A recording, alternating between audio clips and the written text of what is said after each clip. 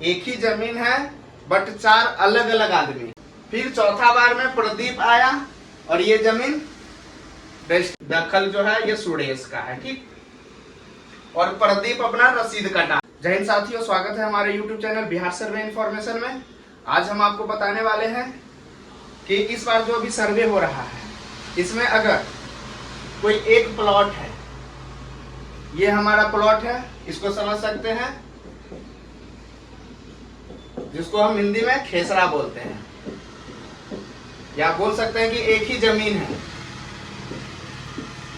अगर इस जमीन को 4 आदमी खरीद बिक्री कर लिया हो, एक ही जमीन है बट 4 अलग अलग आदमी, जैसे ये प्लॉट बनाए हम, इसका रकबा हम मान के चलिए इसको दे देते हैं 10 डिसमिल, और इसको फर्स्ट आदमी रमेश ये खरीद लिया, दूसरा आदमी गणेश ये खरीद लिया, तीसरा आदमी सुरेश ये खरीद लिया, और चौथा आदमी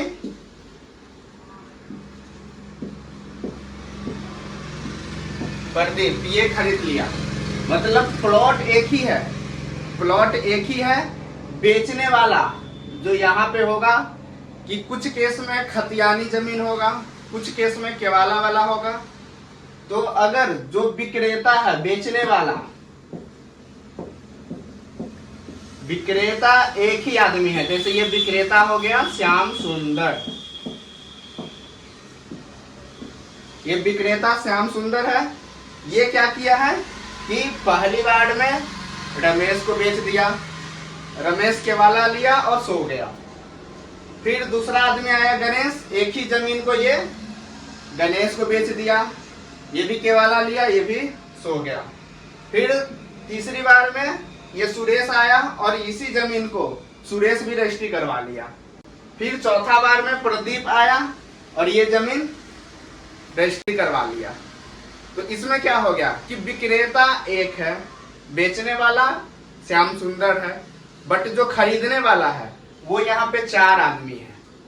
तो इस केस में जो अभी जमीन का सर्वे होना है, तो उसमें खाता जो अभी खतियान बनना है, जिनके नाम से खाता, तो कोई एक ही आदमी से खाता खुलेगा ना।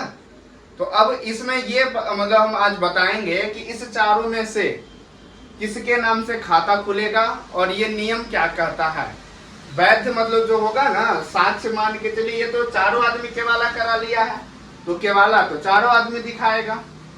लेकिन जमीन जो है, ये जमीन अगर 10 डिसमिल है तो ये 40 डिसमिल तो नहीं हो जाएगा। अगर सबको 10-10 डिसमिल का रकबा लिया हुआ है, ये एक ही केवाला है, जमीन जितना है उतना ही ये 10-10 डिसमिल का केवाला लिया है। तो जमीन तो 10 ही डिसमिल है, ये जमीन जो ये खेसरा है ये तो 10 डिसमिल ही है, तो जमीन तो किसी एक का ही होगा। तो इसमें किसके नाम से खाता खुलेगा? तो सबसे पहला जो इसमें केस होगा, ये चारों केवाला में अगर जो जमीनदार होगा जो बेचा हुआ है, वो अपना बेचा रुपया, चारों आदमी से रुपया ले लिया और अपना पल्ला झाड़ देगा। उसको किसी से कोई मतलब नहीं है कि हम किसको केवाला दिए हैं, किसका वैध है और किसका अवैध है। वो उससे अगर जानकारी लेंगे, वो पूछेंगे, वो पल्ला झाड़ लेगा कि हमको नहीं पता है। तो जो सर्वे कर्मी है, तो सबसे पहले जो सर्वे कर्मी है वो क्या करेंगे कि चारों आदमी अगर आएगा, जमीन तो चारों के मतलब नाम से है और चारों के पास डॉक्यूमेंट्स है, तो स्वघोषणा जो भर के देना है, जो प्रपत्र फॉर्म 2 देना है, वो तो चारों देगा। तो जैसे अभी स्वघोषणा दिया, ये चारों आदमी स्वघोषणा में तो जो सर्वे कर्मी है आप ऑनलाइन कर सकते हैं, ऑफलाइन कर सकते हैं, इसमें कोई मना नहीं करेगा कि हम स्वघोषणा नहीं लेंगे। और उस समय हम लोग कोई बताएंगे नहीं कि आपका वैध है या अवैध है। आप स्वघोषणा भर के दे रहे हैं, सेल्फ डिक्लेरेशन दे रहे हैं, हम लेंगे। कागज आपका जो भी है, आप हमको खतियान दीजिए, केवाला दीजिए, रसीद दीजिए या कुछ भी दीजिए, स्वघोषणा आपको लेना है और जमा होगा। उसके बाद जब सेकेंड प्रक्रिया में जाएगा, इसके बाद होगा कि अभी तो डॉक्यूमेंट्स आप भर के दे दिए, ये हमारा खेसरा है। तो जो ये रमेश है, तो ये केवाला दिया। जब हम लोग किस्तवार करने जाएंगे, जिसको प्लॉटिंग बोलेंगे, प्लॉटिंग करने जाएंगे, उस समय देखेंगे कि इसमें दखल किसका है, इसमें दखल किसका है। क्योंकि जमीन एक है और जमीन का रकबा भी 10 डिसमिल है, बट केवाला हुआ है 40 डिसमिल। तो इसमें जमीन अगर 40 डिसमिल रहता तब तो फिर चारों आदमी का हो जाता है। ये 4 अगर प्लॉट रहता 10-10 डिसमिल का तो चारों आदमी का हो गया रहता। बट यहाँ केस क्या है कि इसमें 10 डिसमिल ही जमीन है, ये 10 डिसमिल जमीन है, तो दखल तो किसी एक का ही होगा। इसमें रमेश का, गणेश का, सुरेश का और प्रदीप, इसमें से दखल किसी एक का ही होगा। तो जिनका दखल है वो दखल आपको किस्तवार के टाइम में जो भी सर्वे कर्मी जाएंगे प्लॉट पे, वो आपका दखल दर्ज करेंगे कि इसमें से किनका दखल है। सपोज डेट दखल सुरेश के नाम से है। अब ये हो गया कि आपका दखल इनके अंदर है, बाकी 1, 2, 3 ये 3 आदमी सिर्फ कागज लेके घूम रहे हैं कि ये मेरा जमीन है, बट दखल है सुरेश के पास, दखल है सुरेश के पास। तो इसमें होगा कि पहला तो हम दखल दर्ज कर लिए, तो दखल दर्ज होगा जब वो किस्तवार करने जाएंगे, किस्तवार पंजी में, उस समय इनका नाम हो जाएगा। अब आता है कि खाता किनके नाम से खुलेगा। तो खाता जो खुलने का मेन प्रक्रिया होता है वो हमारा खानापुरी में स्टार्ट होगा। ये हमारा जब खानापुरी प्रक्रम में स्टार्ट होगा, वो किस्तवार करने के बाद प्रक्रिया खानापुरी के स्टार्ट होगा, उसमें किनके नाम से खाता दर्ज होगा उनका प्रक्रिया होगा। इसमें होगा कि चारों आदमी का जो स्वघोषणा दिया गया है, तो इन चारों आदमी को डॉक्यूमेंट्स लेके सत्यापन के लिए बुलाया जाएगा। चारों आदमी अपना दस्तावेज लेके आएंगे। तो दस्तावेज में क्या लेके आएगा, कोई आदमी केवाला है तो चारों आदमी का केवाला, तो चारों आदमी अपना केवाला लेके आएंगे। और इसमें होता है कि अब रसीद मायने रखता है कि इस वाले केवाला में फर्स्ट, सेकेंड, थर्ड, फोर्थ चारों आदमी के नाम से तो रसीद नहीं कट रहा होगा, रसीद तो किसी एक के नाम से ही कट रहा होगा। क्योंकि जमीन अगर 10 डिसमिल है तो 10-10 अगर 40 रहे उसमें, तब तो लोग अपना अपना खाता खेसरा जो भी है इधर उधर करके अपना 10-10 डिसमिल का रसीद कटा लेगा। लेकिन केस यहाँ पर है कि जमीन 10 डिसमिल है, तो उसमें 4 आदमी के नाम से रसीद तो कटेगा नहीं।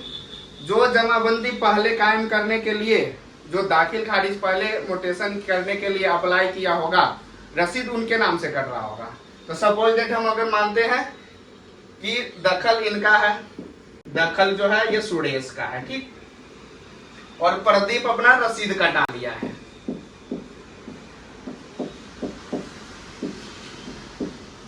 होता है कि रमेश केवाला किया, सो गया, सोचा कि अरे मेरा तो केवाला हो ही गया है, तो जमीन मेरा ही है, वो अपना मोटेशन के लिए अप्लाई नहीं किया।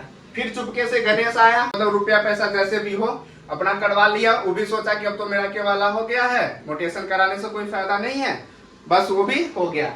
तीसरा में सुरेश सोचा, केवाला करवाया। सुरेश सोचा कि भाई हम दबंग है और मेरे दखल में, ये अपना दखल भी कर लिया है, सोचा जमीन भी मेरे पास है और केवाला भी मेरे पास है, तो फिर रसीद कटाने की क्या जरूरत है, कोई मोटेशन कराने की जरूरत नहीं है।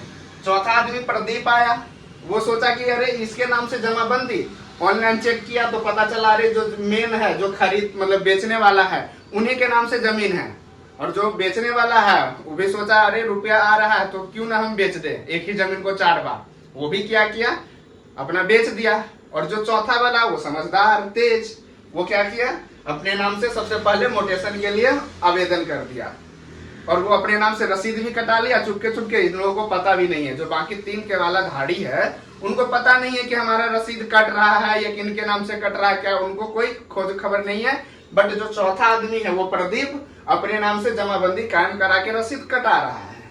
तो अब इस केस में होगा कि खाता किनके नाम से खुलेगा। मेन प्रश्न यही है कि जो सर्वे कर्मी होंगे ये खाता किनके नाम से खोलेंगे।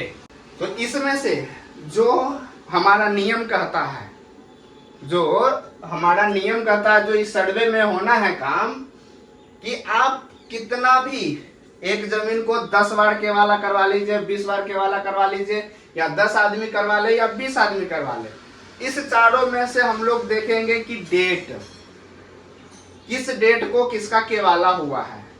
सपोज डेट की मान के चले ये वाला आदमी 10/10/2000 ईस्वी में केवाला करवा लिया है। कुछ दिन के बाद ये आदमी आया 2020 में केवाला करवा लिया। फिर सुरेश आया, ये 4/5/2021 में केवाला करवा लिया। और ये प्रदीप आया जो कि सबसे तेज निकला, वो 5/5/2024 में आया, केवाला करवाया, मोटेशन के लिए ऑनलाइन कर दिया और अपने रसीद कटा लिया। तो अब होगा कि इस चारों में से जिनका सबसे पहले, मतलब सबसे पहले जो पुराना केवाला, अगर मान के चलिए इसमें से क्या है कि वर्ष हो गया 2000, 2020, 2021 और 2024, इसमें से सबसे पुराना जिनका केवाला होगा, सबसे फर्स्ट में केवाला किए होंगे वही सबसे पुराना केवाला होगा। तो जो सबसे पुराना कौन करवाया हुआ है, रमेश, तो खाता रमेश के नाम से खुलेगा। रमेश मोटेशन कराए, रसीद कटाए, जमाबंदी कायम कराए या ना कराए, केवाला जिनका सबसे पहले होगा, फर्स्ट में जिनका केवाला होगा खाता, उन्हीं के नाम से खुलेगा। ये क्लियर हो गया। अब हो गया कि दखल वाले का क्या होगा। फिर ये सुरेश तो कहेगा कि भाई मेरे पास दखल है, हम वर्षों से मतलब खेती बाड़ी कर रहे हैं, तो कुछ तो उनका होना चाहिए ना। तो जो खानापुरी प्रक्रम में होगा कि खाता जो खुलेगा, वो खाता खुलेगा जो केवाला धारी होगा सबसे पहला, उनके नाम से खाता खुलेगा। और जो अभियुक्ति कॉलम होता है जिसमें दखलकार का नाम होता है, जो वर्तमान दखलकार, तो जो दखलकार में है सुरेश, इनका नाम आ जाएगा दखलकार में। बाकी जो दो वाले हैं जो रसीद कटाए हुए हैं, जो केवाला करवाए हुए हैं, कुछ नहीं होने वाला है। आपको अगर लग रहा है कि नहीं सर ये गलत है, ये है, तो आपके लिए न्यायालय है, आप वहां जाइए, केस कीजिए, जो भी वहां से रिजल्ट आएगा फिर उसके अनुरूप उसका मतलब उसमें चेंज किया जाएगा। लेकिन अभी जो सर्वे में होगा वो जिनके नाम से फर्स्ट केवाला है, जो सबसे पहला केवाला करवाया हुआ है, उसके नाम से खाता खुलेगा और जिनका दखल है उनका नाम दखलकार में दर्ज होगा। अब होता है कि सर 4 केवाला था, तो इसमें हम कौन होते हैं कि ये सही है ये गलत है। तो जो हमारा नियम है कि अगर कोई भी केवाला है, अगर वो केवाला हो गया है, उस पे मान के चलिए कि जो डीड नंबर होता है, खाता खेसरा पूरा फाइनल है और निबंधन कार्यालय से अप्रूव है, उस केवाला को सर्वे कर्मी या किन्हीं के द्वारा अवैध नहीं ठहराया जा सकता है, जब तक कोई उच्च न्यायालय कहीं से आदेश पारित ना हो या कोई आदेश ना हो कि इनका केवाला मतलब अवैध है, तब तक कोई भी आदमी किसी भी केवाला को अवैध ठहरा नहीं सकता है। ये किसी के हाथ में किसी का पावर नहीं है। तो हम लोग या कोई भी सर्वे कर्मी आपको अगर कोई ये बोल दे कि नहीं ये 4 केवाला है, इसमें से ये वैध है और ये अवैध है, तो ऐसा बिल्कुल नहीं है। इसमें जिनके नाम से फर्स्ट में जो केवाला कराया होगा खाता उन्हीं के नाम से खुलेगा और जो दखल में है दखलकार का नाम वही होगा। अगर सर्वे से रिलेटेड आपको और भी कोई जानकारी चाहिए तो आप मेरे कमेंट बॉक्स में कमेंट कीजिए, कोशिश करेंगे कि आपका रिप्लाई जरूर करें हम। और अगर हमारी ये वीडियो अच्छी लगे तो हमारे चैनल को लाइक एवं सब्सक्राइब जरूर करें। वीडियो देखने के लिए धन्यवाद।